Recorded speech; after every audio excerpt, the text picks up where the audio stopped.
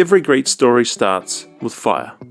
Kia ora and welcome to Low and Slow Aotearoa, the podcast where fire meets flavour, stories rise with the smoke, and we celebrate the slow, smoky side of New Zealand life. I'm Ruben.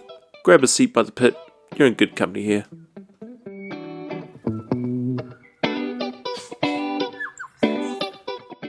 In the last episode, we looked inside NZ BBQ competitions, in particular the New Zealand Barbecue Alliance comp, how they cook, how judging works, and what their world actually looks like. But if you're a backyard cook, the real question is, what parts of competition barbecue are actually worth stealing? And what are you completely ignoring? Because most of us aren't chasing trophies. We just want better cooks, less stress, and barbecue that people actually enjoy eating. That's what this episode is about. It's about what we learned at the comp and taking that to the backyard. First off, competition barbecues, there are a lot of things that they get right.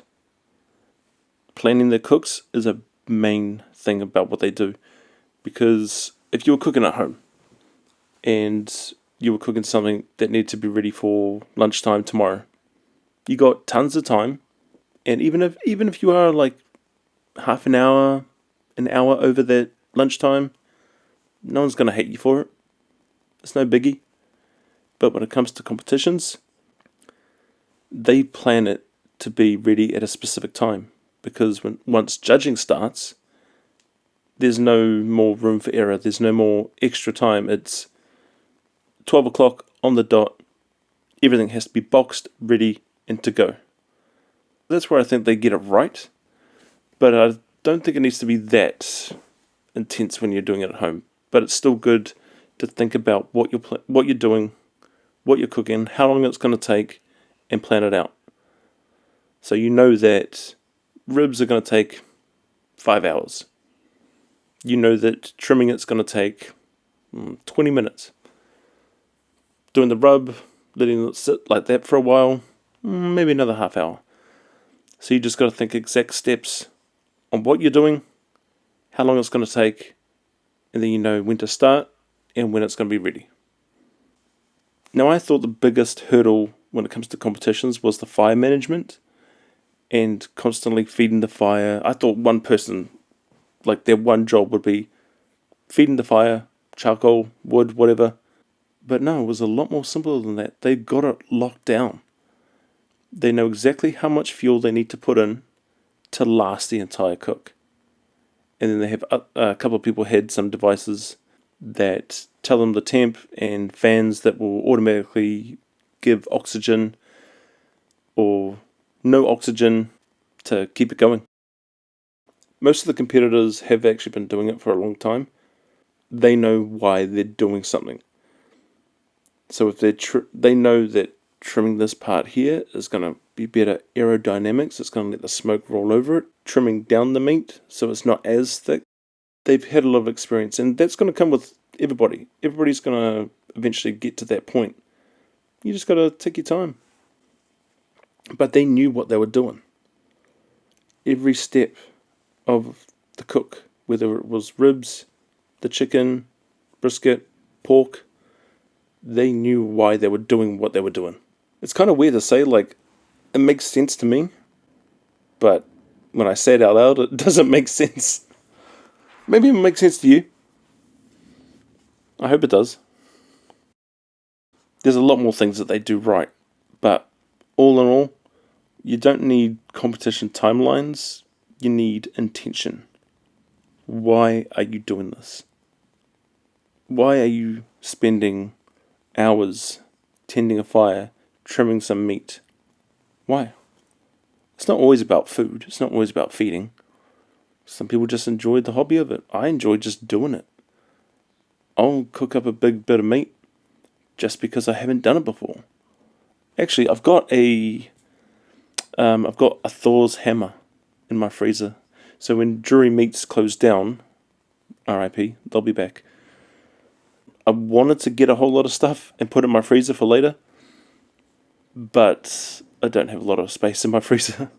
So I got 2 briskets for Christmas, and then I saw, at the corner of my eye, I saw Thor's hammer, which is just like a visually striking bone-in beef shank, or shin.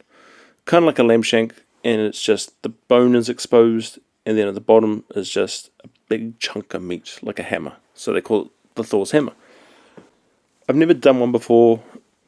I've never actually seen them, but that's something that I want to do, because it's always good to just cook a cut that you haven't done before, because then you may make it and go, oh hell, that was so good.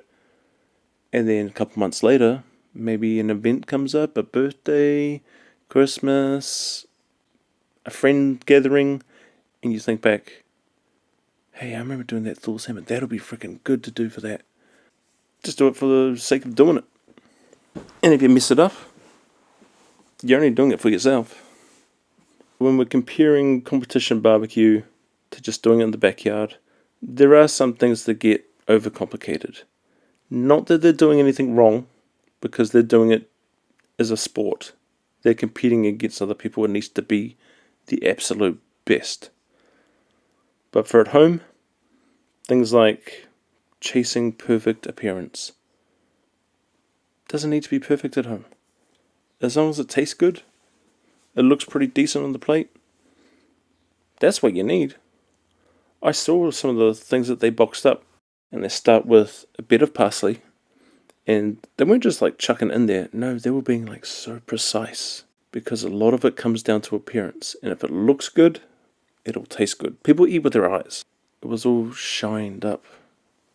Might have just been like a bit of a spritz.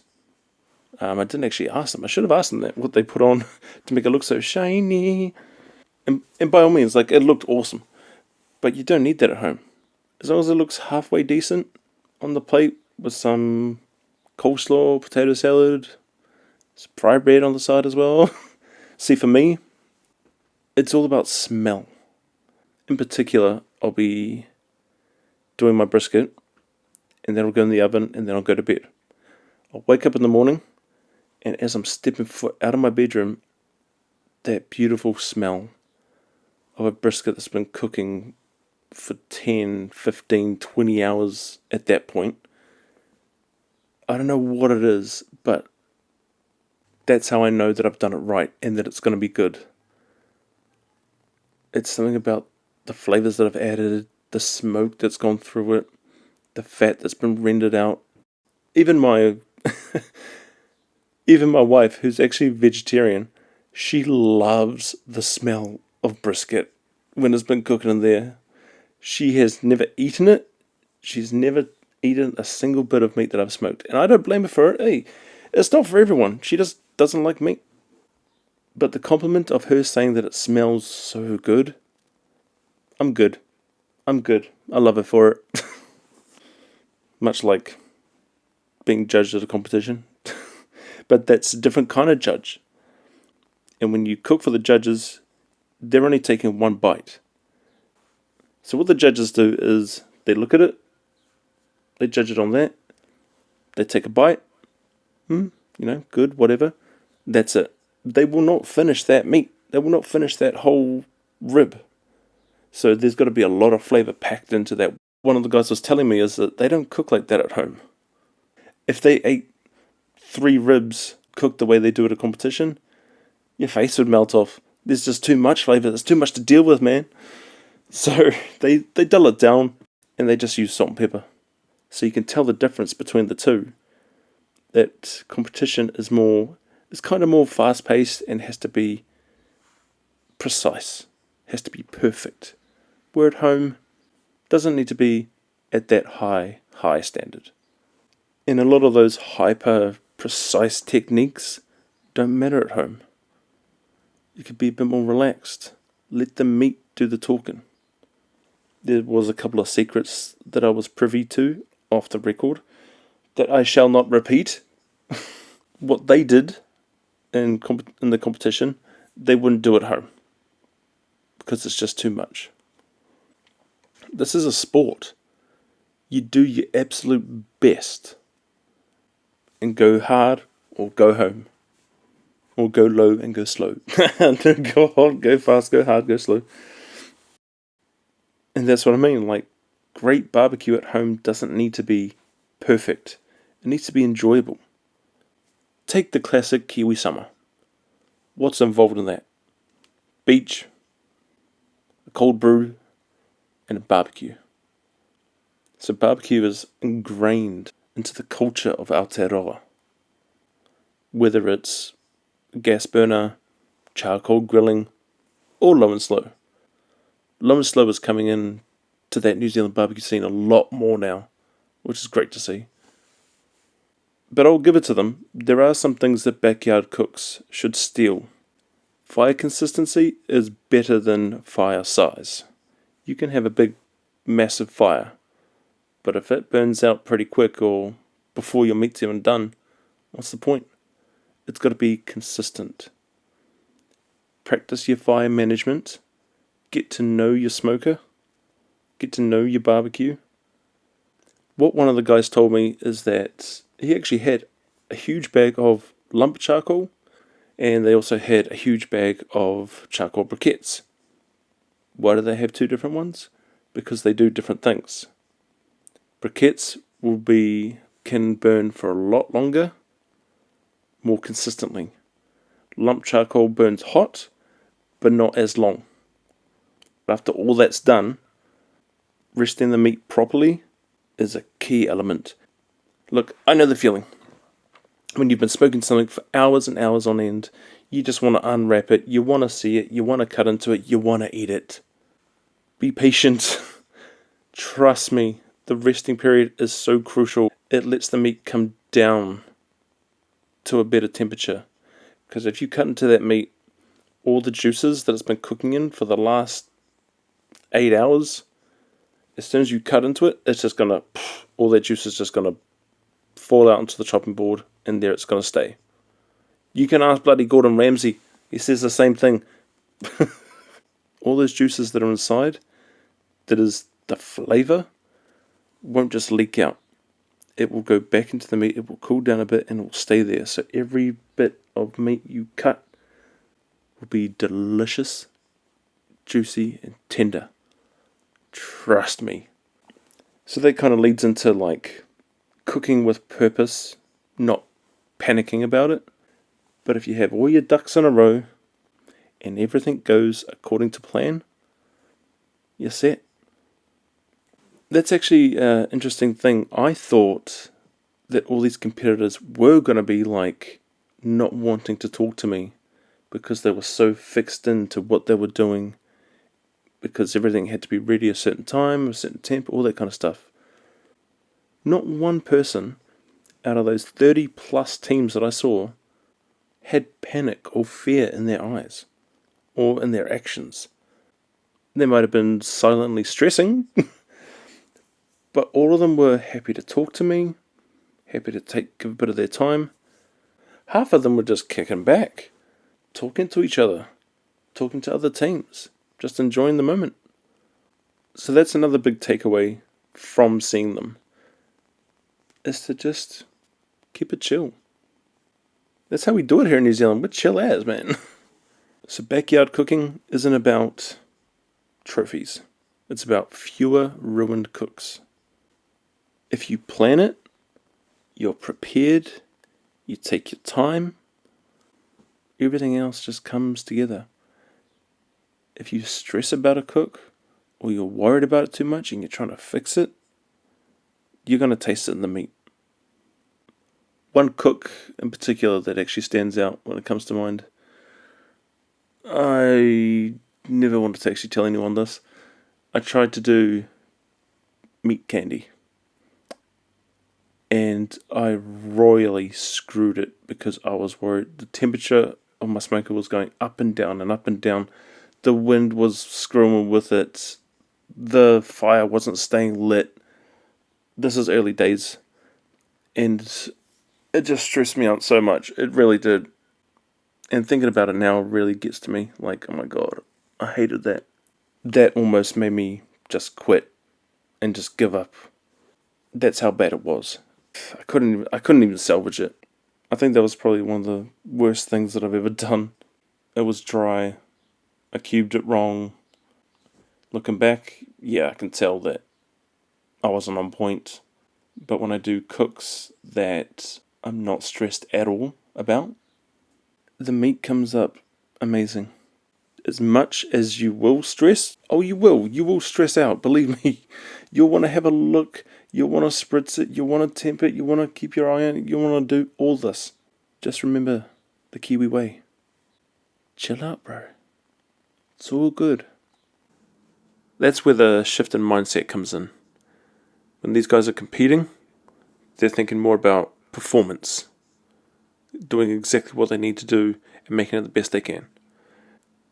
But then when they go home and they cook for their friends and whānau, you got to shift back to that backyard barbecue style of connection and making general flavours that everyone's going to enjoy. Sometimes you're not even cooking alone.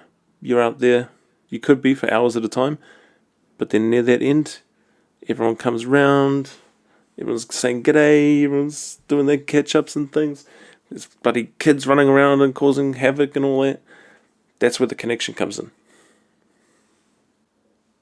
Which I feel, if competitions teach you anything, it's respect for time, not obsession.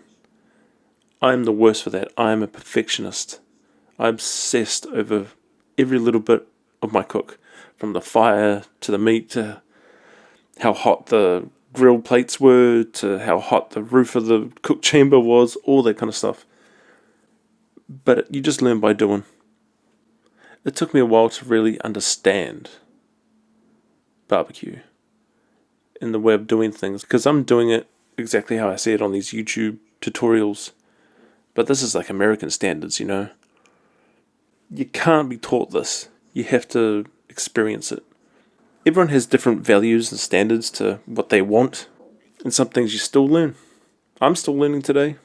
I still get obsessed over cooking, especially if I'm doing something new.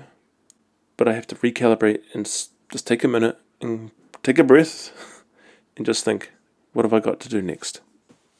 So one thing that actually surprised me the most from going to the competition, offsets are not generally used. I saw a lot of Oklahoma Joe barrels, saw a couple of gravity smokers, there was a few octo pits and pellet smokers. And I did actually ask someone, I think it was Alex from Burnt Beginnings, I did ask him, why is there no offsets here? And to put it plainly, he said because they're a pain in the ass. Well, at least for competition. When you're at home, you got time, it's all good. There's too much fire management, which actually blew my mind. I thought I'd see offsets everywhere. There was one from Barbecue War, just shaped like a tank. It was an offset. It does work, but they weren't using it. It was just to show who they were. That kind of did change my mind for my own cooking in the future. I'm thinking, I may invest in a Oklahoma Joe or a gravity smoker, which I think will probably be my next one. My next purchase would be a gravity smoker. Looks like a pellet smoker. It works exactly like a pellet smoker. You don't put pellets in it, you put charcoal. And there's a little fan at the bottom that will give oxygen to the fire or just turn itself off if the temperature is proper. So it does all the work for you, and you can put chunks of wood in between it. So you got the long tower, you dump some charcoal in there, then you put your preferred chunks of wood in there, then you put some more charcoal, kind of like a lasagna for fuel. As much as I love my offset, it does take a fair bit to manage, and the cook chamber's huge. I can cook if I really pushed it, I could cook 3 or 4 briskets on there. With a master built gravity smoker, the chamber's a bit smaller, probably only do 1 brisket on there, but the time you'd save would be better. That's what's kind of changed my mind about my own cooking for the future. Taking my time and just sticking to my values or my expectations, that'll never change. That's set in stone. yeah, competition barbecue is useful, but only if you steal the right parts. If you try and do exactly what they do at home, it's not going to work out. Take the good parts, combine it with your values and your standards, and that will really elevate your cook game. If there's one takeaway from this episode, it's this. Competition barbecue can teach you a lot, but you don't need to cook like a competitor to cook great barbecue. Steal the discipline, keep the simplicity. If this episode was useful, hit follow so you don't miss the next one. Always keep it low, keep it slow. Catch ya!